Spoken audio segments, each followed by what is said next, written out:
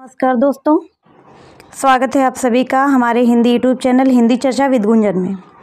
दोस्तों, यदि आप हमारे चैनल पर नए हैं तो हमारे चैनल को सब्सक्राइब कर लें, और यदि आप रेगुलर जुड़े हुए हैं तो कृपया चैनल को वीडियो को ज़रूर पूरा देखें, क्योंकि जो हम ये प्रैक्टिस सेट की श्रृंखला बना रहे हैं इसमें बहुत ही महत्वपूर्ण क्वेश्चन छांट करके बनाए जा रहे हैं, जो कि आपके एग्ज़ाम के लिए अत्यंत उपयोगी हैं।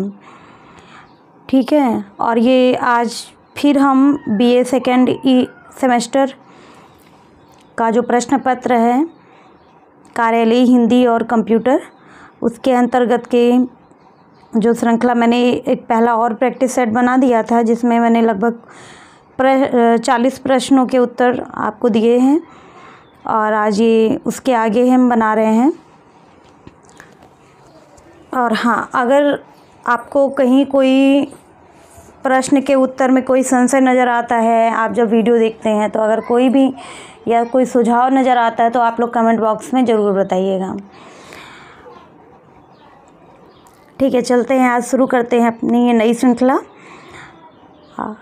प्रश्न नंबर 41 से। इसके पहले 40 प्रश्नों का वीडियो अपलोड है, आप लोग देख लीजिएगा। बहुत ही इम्पोर्टेंट प्रश्न है सारे के सारे। चलिए आगे बढ़ते हैं।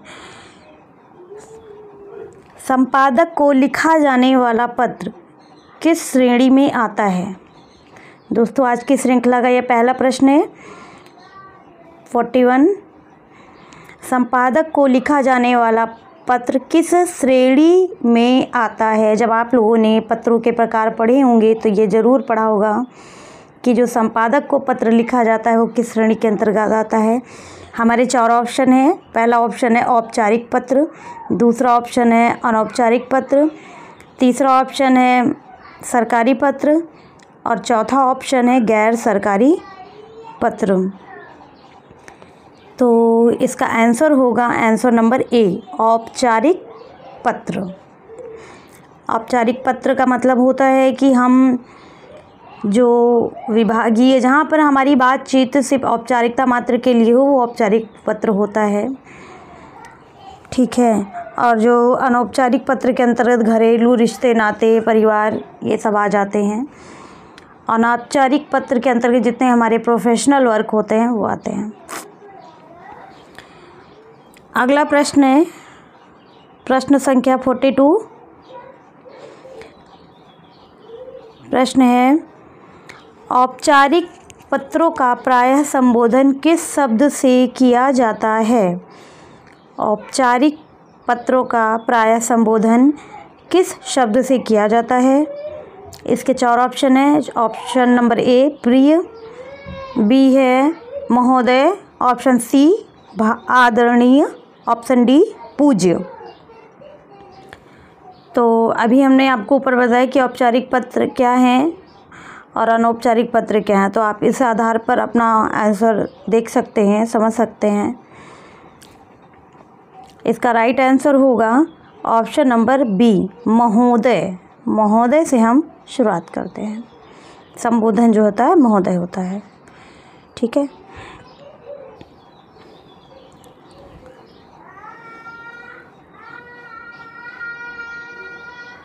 अगला प्रश्न है क्वेश्चन नंबर 43। निम्न में से कौन कार्यालयी प्रारूप नहीं है? निम्न में से कौन कार्यालयी प्रारूप नहीं है? तो इसका ऑप्शन आप लोग आप देखिए। ऑप्शन नंबर 1 सरकारी पत्र, नंबर बी गैर सरकारी पत्र, नंबर सी आवेदन पत्र, और ऑप्शन डी कार्यालयी आदेश। तो जो गैर सरकारी पत्र है, एक सरकारी पत्र होता है, एक अर्ध सरकारी पत्र होता है। ठीक है, ये जो गैर सरकारी पत्र है ये जो कार्यालयी प्रारूप नहीं है। गैर सरकारी पत्र कार्यालयी प्रारूप नहीं है। इसका राइट आंसर है ऑप्शन नंबर बी, गैर सरकारी पत्र। अगला प्रश्न है अधिसूचना प्रकाशित होती है? 44 प्रश्न है। अधिसूचना प्रकाशित होती है। पहला ऑप्शन सरकारी गजट में, ऑप्शन बी सरकारी पत्र में, ऑप्शन सी किसी भी पत्रिका में, ऑप्शन डी समाचार पत्र रूप में। तो इसका राइट आंसर है ऑप्शन ए सरकारी गजट में।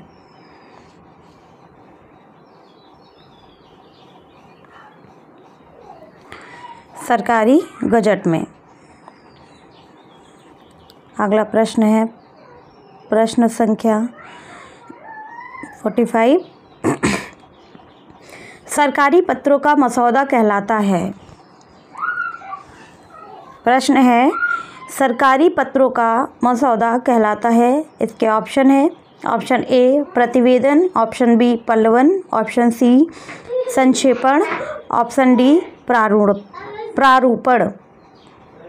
तो इसका जो राइट आंसर होगा आंसर डी। आंसर डी है प्रारूपण।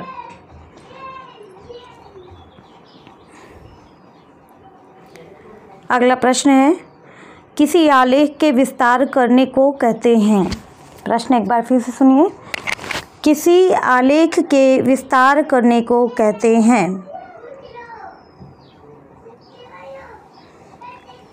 ऑप्शन ए है संक्षेपण, ऑप्शन बी है पल्लवन, ऑप्शन सी प्रारूपण और ऑप्शन डी इनमें से कोई नहीं। यहाँ बात हो रही है विस्तार करने की, और जब किसी आलेख का विस्तार होता है तो उसे हम पल्लवन कहते हैं। ऑप्शन बी इसका राइट आंसर है पल्लवन।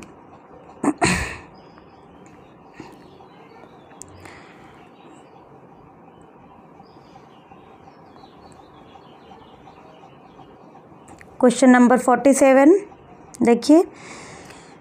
सरकार द्वारा किसी काम को कराने हेतु जारी पत्र कहलाता है। सरकार द्वारा किसी काम को कराने हेतु जारी पत्र कहलाता है। इसके 4 ऑप्शन इस प्रकार हैं। ऑप्शन ए ज्ञापन, ऑप्शन बी अनुस्मारक, ऑप्शन सी निविदा, ऑप्शन डी परिपत्र। तो इसका राइट आंसर होगा ऑप्शन डी परिपत्र। अगला प्रश्न है 48 क्वेश्चन नंबर। एक विभाग को दूसरे विभाग के लिए लिखा जाने वाला स्मरण पत्र कहलाता है। एक विभाग को दूसरे विभाग के लिए लिखा जाने वाला स्मरण पत्र, स्मरण हेतु पत्र क्या कहलाता है? इसका राइट आंसर है, इसके ऑप्शन आप देखिए। ऑप्शन ए अनुस्मारक, ऑप्शन बी कार्यालय आदेश, ऑप्शन सी परिपत्र, ऑप्शन डी टिप्पणी। तो इसका सही उत्तर है ऑप्शन ए अनुस्मारक। अनुस्मारक जो होता है वो किसी भी विभाग को जब एक बार पत्र देने के बाद जब कार्य पूरा नहीं होता है और उसी कार्य के लिए उसे याद दिलाने के लिए पुनः जो पत्र लिखा जाता है वो अनुस्मारक कहलाता है।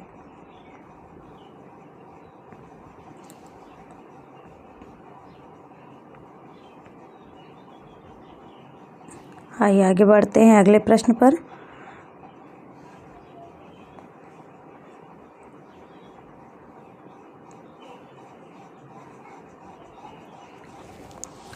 क्वेश्चन नंबर 49 है।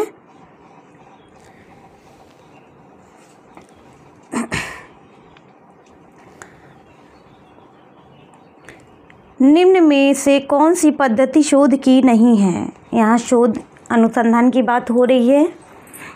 निम्न में से कौन सी पद्धति शोध की नहीं है? तो इसके ऑप्शन है सर्वेक्षण पद्धति, आलोचनात्मक पद्धति, तुलनात्मक पद्धति और सहज पद्धति। इसका राइट आंसर है ऑप्शन नंबर डी सहज पद्धति। अगला प्रश्न है साहित्य सर्वेक्षण के स्रोत में नहीं है। साहित्य सर्वेक्षण के स्रोत में नहीं है। नाटक, पाठ्यपुस्तकें, शोध प्रबंध और साक्षात्कार। ये 24 के ऑप्शन है। इसका राइट आंसर होगा नाटक। नाटक जो है एक विधा है, साहित्य सर्वेक्षण का कोई स्रोत नहीं है। अगला प्रश्न है, निम्न में से कौन सा शोध का प्रकार नहीं है? निम्न में से कौन सा शोध का प्रकार नहीं है? इसके 4 ऑप्शन है। मात्रात्मक शोध, गुणात्मक शोध, वर्णनात्मक शोध, इनमें से कोई नहीं। तो इसका राइट आंसर होगा इनमें से कोई नहीं, क्योंकि ये सब शोध के क्या हैं? प्रकार हैं। ठीक है।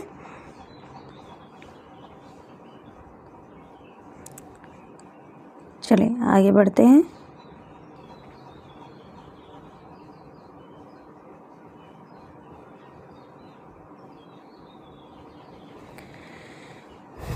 उपयोग के आधार पर शोध के प्रकार हैं।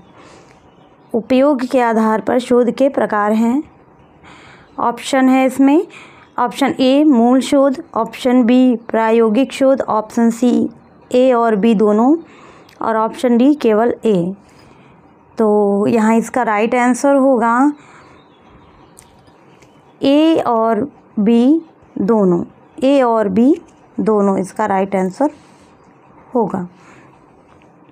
उपयोग के आधार पर शोध के इतने प्रकार हैं।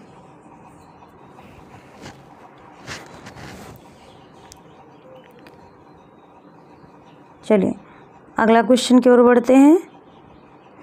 क्वेश्चन नंबर 53, परिकल्पना का वर्गीकरण किया जाता है।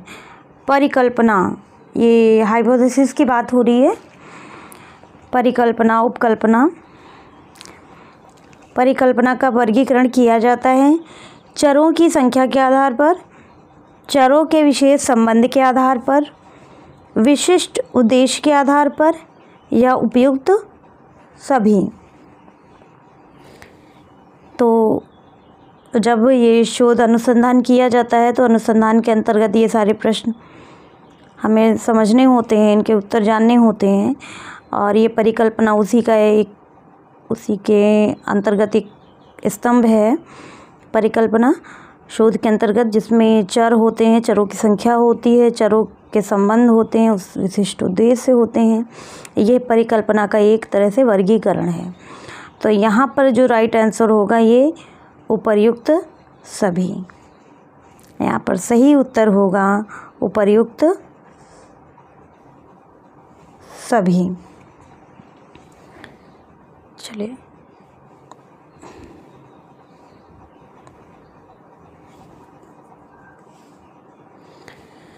अगला प्रश्न है 54। पीपीटी के अंतर्गत पेज को कहा जाता है। पीपीटी आप लोग जानते होंगे।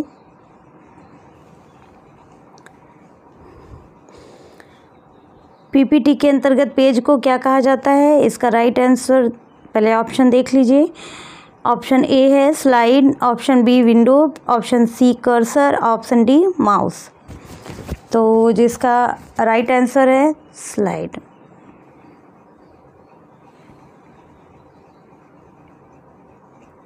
अगला प्रश्न है 55। OCR सॉफ्टवेयर किनके लिए अधिक लाभकारी है?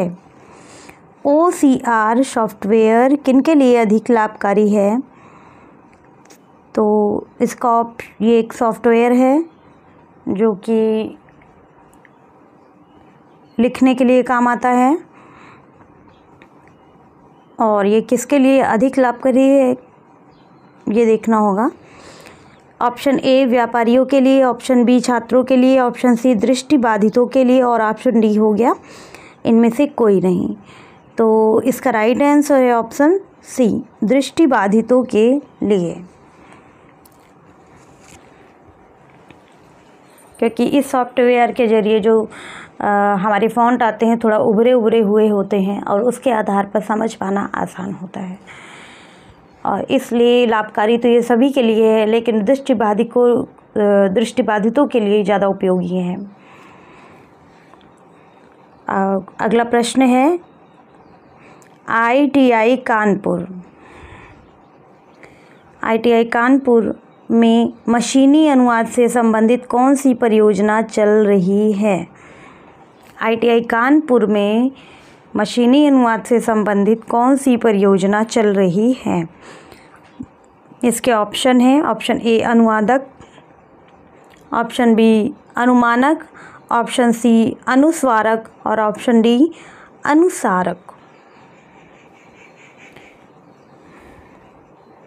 ऑप्शन डी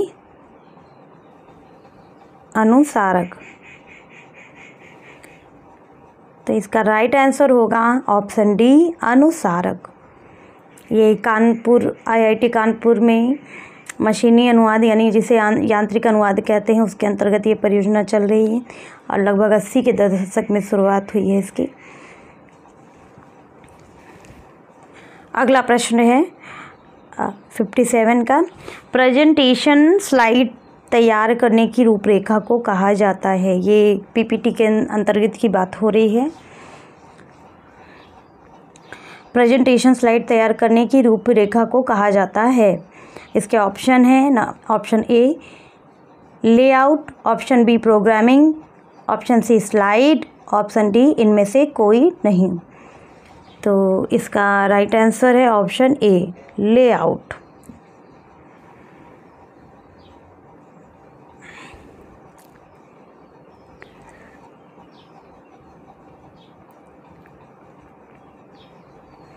अगला प्रश्न है पाणिनि पार्सर क्या है?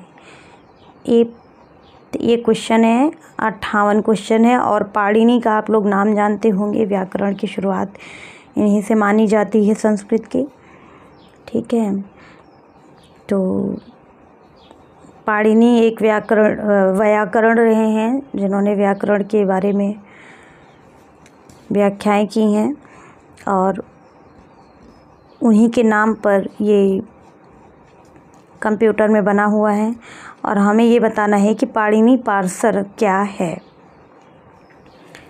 तो ऑप्शन ए है इसका शब्द संसाधन, ऑप्शन बी अक्षर ज्ञान, ऑप्शन सी अनुवाद परियोजना और ऑप्शन डी यूनिकोड। तो इसका राइट आंसर होगा अनुवाद परियोजना।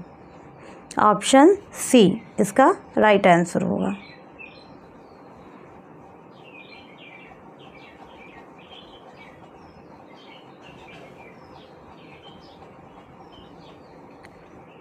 ये आज के प्रश्न है। अभी आज 20 प्रश्न ही लगभग रहे हैं।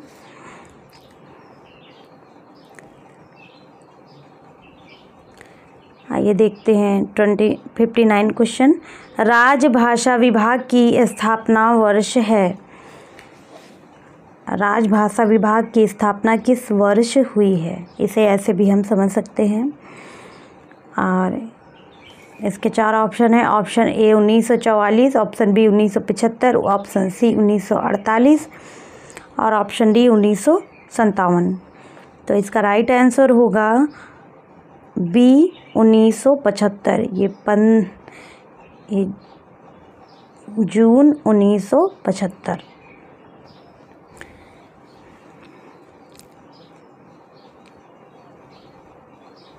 अगला प्रश्न है, लास्ट क्वेश्चन है ये मेरी प्रश्नावली का, प्रश्नोत्तरी का। हियरची शब्द का हिंदी रूपांतरण है। ऑप्शन ए है पदविन्यास, ऑप्शन बी पदक्रम, ऑप्शन सी पद सोपान और ऑप्शन डी इनमें से कोई नहीं। तो इसका राइट आंसर है पदक्रम। दोस्तों ये आज की प्रश्नोत्तरी हो गई। आपको वीडियो कैसा लगा ज़रूर बताएं और कुछ सुझाव हो वो भी कमेंट बॉक्स में ज़रूर दें। और आपसे एक गुजारिश है कि वीडियो को पूरा देखा करें, साथ ही साथ इतने उपयोगी वीडियो को आप लोग शेयर ज़रूर करें।